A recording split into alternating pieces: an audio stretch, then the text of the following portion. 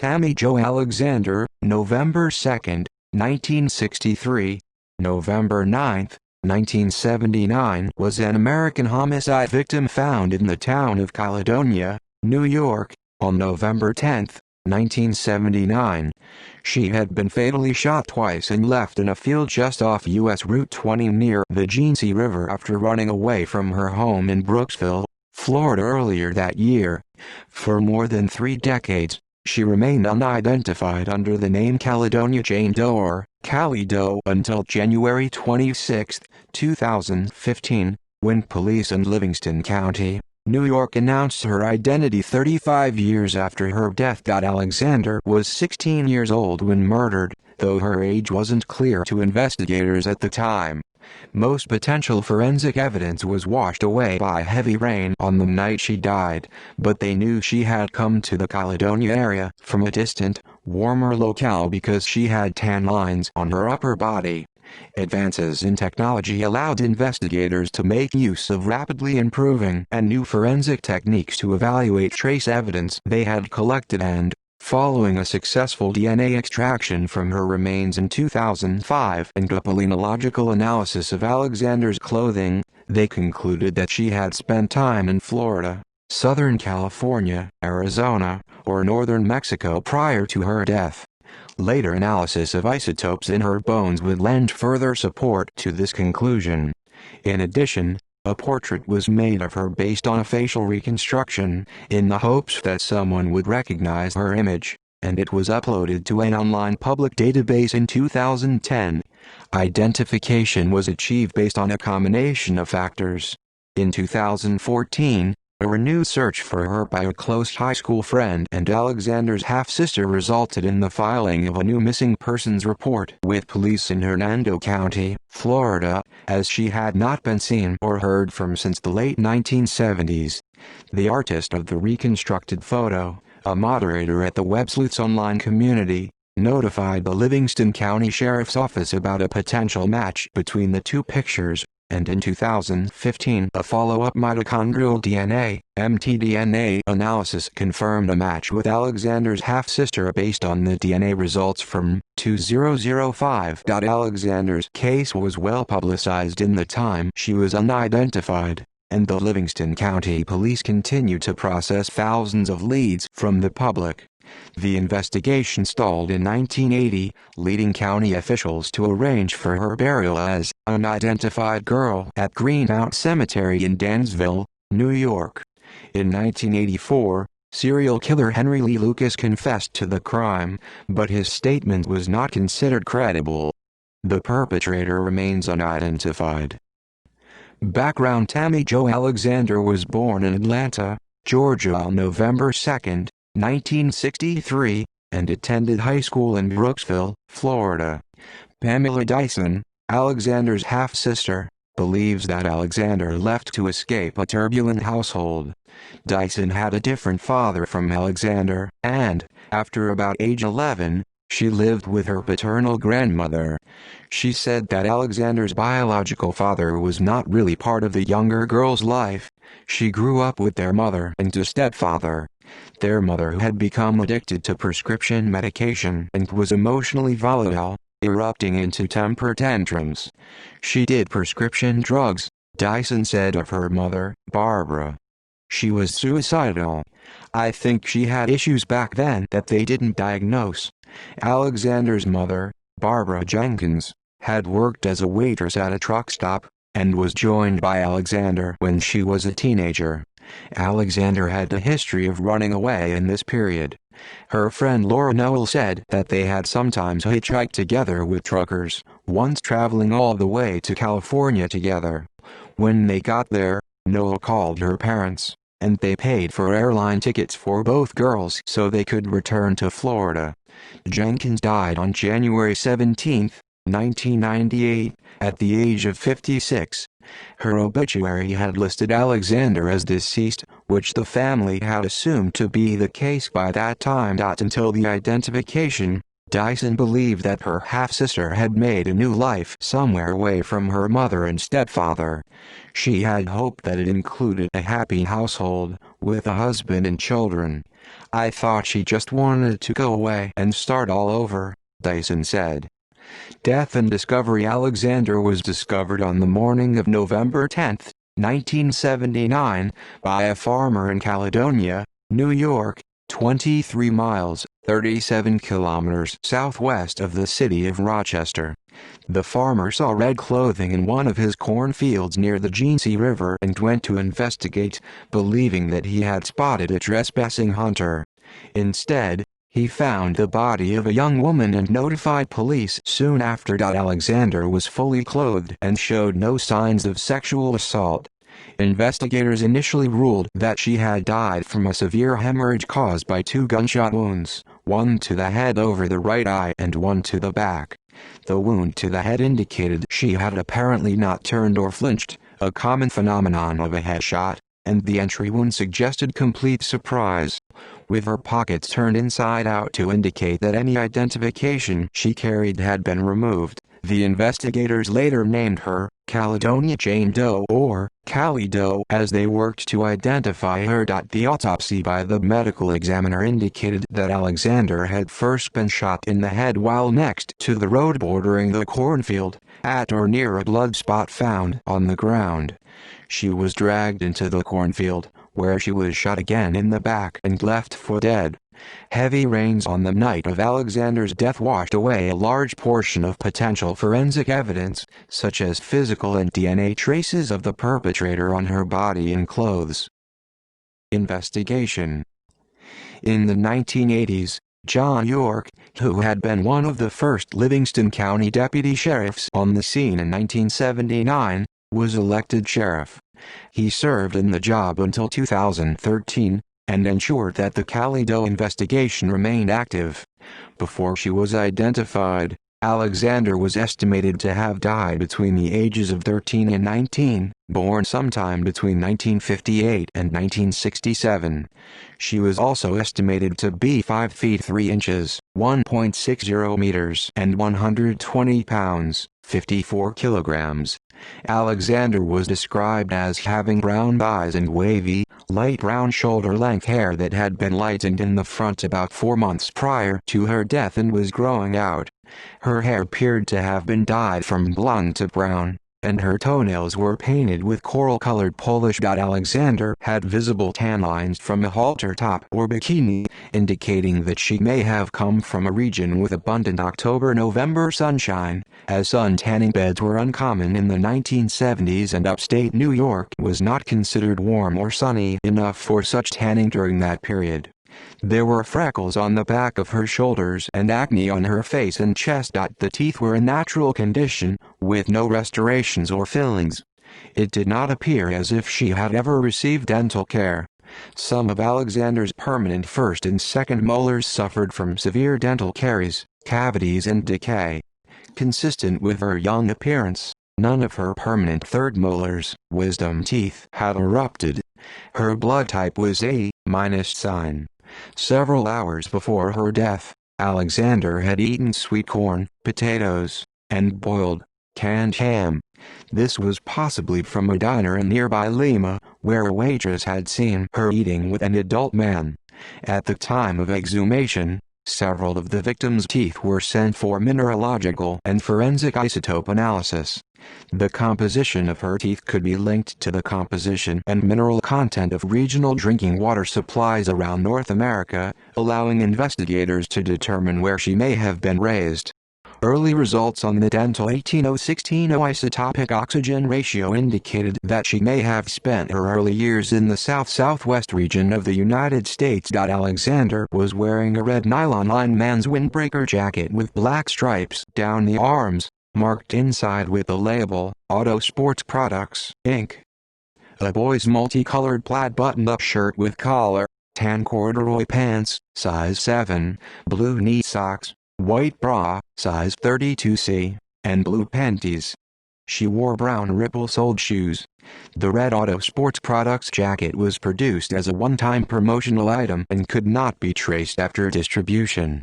She also wore a silver necklace with 3 small turquoise stones. The necklace had a homemade appearance and resembled replica Native American jewelry made in the southwestern United States. Attached to her pants front belt loops were two metal keychains, one shaped like a heart with a key-shaped cutout and inscribed with the words, "He who holds the key can open my heart," the other shaped like a key meant to fit the cutout in the heart. The keychains were sold at vending machines along the New York State Thruway, leading investigators to conclude that she and her killer had traveled that route. Pollen evidence. In 2006, forensic palynology was conducted on the clothing worn by the victim. Paul Chambers, a recently hired investigator in the Monroe County, New York Medical Examiner's Office, asked for and received permission to send her clothing to the palynology laboratory at Texas A&M University.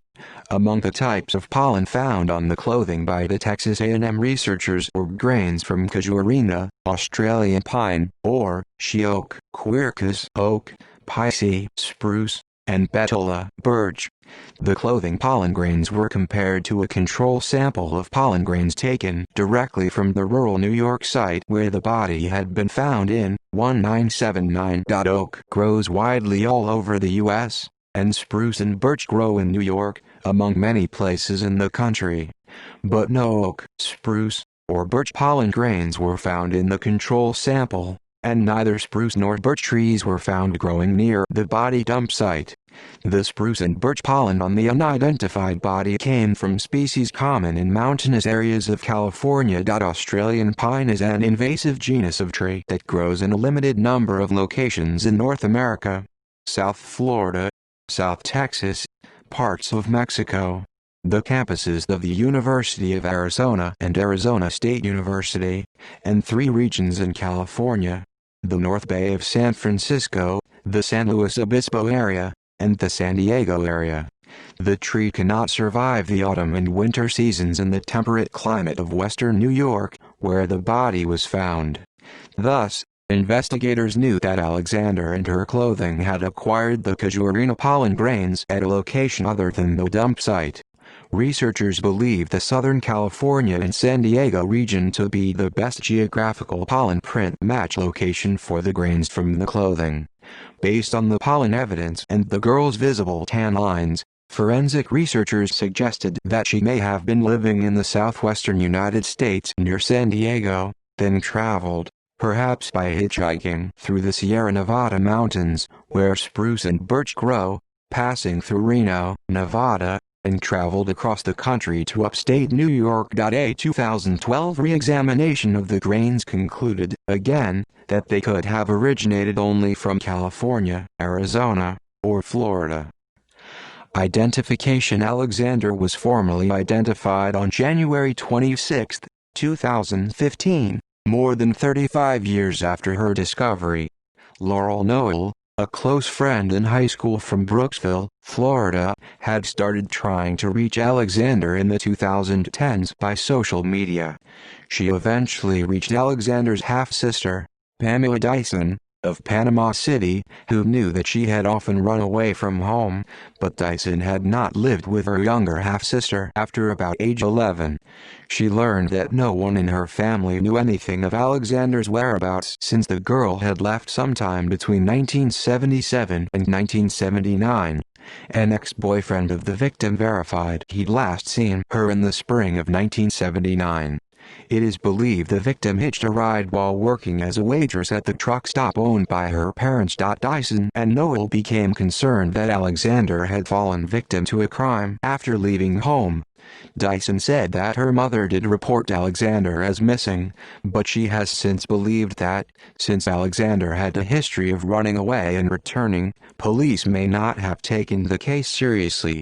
In August 2014, the Hernando County Sheriff's Office told them no missing persons report had been filed for her, and promptly filed one. Carl Koppelman, a California artist, came across the missing person report on Alexander as a moderator of the Web Sleuths online community, where volunteers try to solve cold cases including those of unidentified bodies. In 2010, he sketched a portrait of Caledonia Jane Doe and posted it in the National Missing and Unidentified Persons System, NamUs. In September 2014, he saw the new listing for Alexander and quickly realized that they were the same person. He emailed the Livingston County Sheriff's Office, with copies sent to the NEMUS Regional Administrator, the National Center for Missing and Exploited Children, NCMEC, and the Hernando County Sheriff's Office to tell them of the strong resemblance between the two images. Police arranged to take a DNA sample from Dyson. In January 2015, the Monroe County Medical Examiner's Office found that mtDNA from the unidentified body matched that of Dyson, confirming that the victim was her half-sister. A week later, on January 26, 2015, the Livingston County Sheriff, Thomas Doherty, announced at a news conference that Caledonia Jane Doe had been identified after 35 years. Dyson said the family decided to keep Alexander buried in the Greenmount Cemetery in Dansville, New York, planning to hold a service there for her. "I'm truly glad for the closure," Dyson said, "but it hurts to know she died that way. It's terrible. Nobody should have to be shot and dragged out into the woods." The Doherty Funeral Home in Livonia, New York said it paid to have the Jane Doe headstone removed and replaced with one reading, Tammy Jo Alexander. A public ceremony took place on June 10, 2015, when the new headstone, displaying the victim's name and lifespan, was revealed. Approximately 100 family and community members attended. Dyson and other members of the Alexander family thanked the police and Livingston community for their caring for Alexander and continued efforts to find her killer. Dyson has since urged family members of missing people to enter the subjects into NEMUS, saying that this database was critical in achieving her sister's identification. Perpetrator. Sheriff Doherty has said the investigation would now focus on finding out who killed Alexander. "We've always said one of the biggest parts of solving this case is knowing the victim," he told the media. "This case is burning hot. We're going to be working it harder than ever." Former Sheriff York later said that more than 10,000 leads had already been investigated in the case. Alexander was seen with a white male between 5 feet 8 and 5 feet 9 inches tall. He was seen driving a tan station wagon and wore black wire-rimmed glasses. The man was stated to be a person of interest in the case, and police continue to seek his identity. The waitress at the diner, who served the pair on the night of Alexander's death, explained the male companion had paid for the meal. In 1984, serial killer Henry Lee Lucas confessed to the murder of the unidentified girl, without identifying her. Investigators could not find sufficient evidence to support his confession. At one time, a now retired sheriff speculated Christopher Wilder, known for a span of murdering women in the 1980s, may have been responsible. This theory was rooted in his interest in vehicle racing, and Alexander's jacket was of the same brand of merchandise he was known to purchase. Wilder was killed in a police shootout in 1984 before an interview regarding the Alexander case could take place. Police speculate that the murder weapon the killer used was a .38 caliber handgun. Investigators located a spent slug in the dirt underneath the unidentified girl's body, which they compared forensically to hundreds of other bullets fired from confiscated weapons. Despite investigators' efforts to trace weapons from the US, Canada, Europe, and Mexico, the slug has not been matched to a specific gun. The FBI posted billboards throughout the country about Alexander's murder in an attempt to gain new information from the public. By the end of February 2015, the Livingston County Sheriff's Department said they had received many more tips since Alexander's identification, enough to develop a scenario of events that led up to the girl's arrival in Caledonia. A trucker from Tennessee reported what police said was a significant lead after he had heard a radio broadcast detailing the case. In March 2015, the department said that Alexander had ties to a former prison ministry in Young Harris, Georgia, which specialized in working with individuals on probation or parole. By early 2016, the police had identified 3 male persons of interest who had known Alexander, and took male DNA from her clothing. By November 2016, The FBI had reported that none of the three matched the sample from Alexander's clothing, and continued to receive and investigate new leads in the case. In the media in the decades she remained unidentified, the case received national attention. It was featured on such television shows as America's Most Wanted. After her discovery, two news organizations in Rochester, New York, partnered to produce a multi-part podcast in May 2016 detailing Alexander's murder and the ongoing investigation called Finding Tammy Jo. It was hosted by reporters Veronica Volk from WXXI News and Gary Craig from The Democrat and Chronicle, who spent a year co-reporting on the case. They had interviewed potential witnesses, law enforcement, and Alexander's family and friends.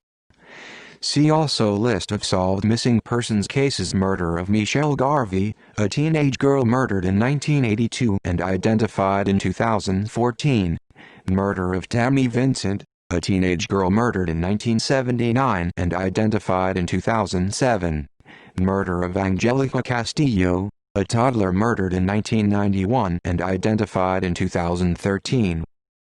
References. External links: Tammy Jo Alexander at Find a Grave Memorial Service, June 10, 2015 on YouTube.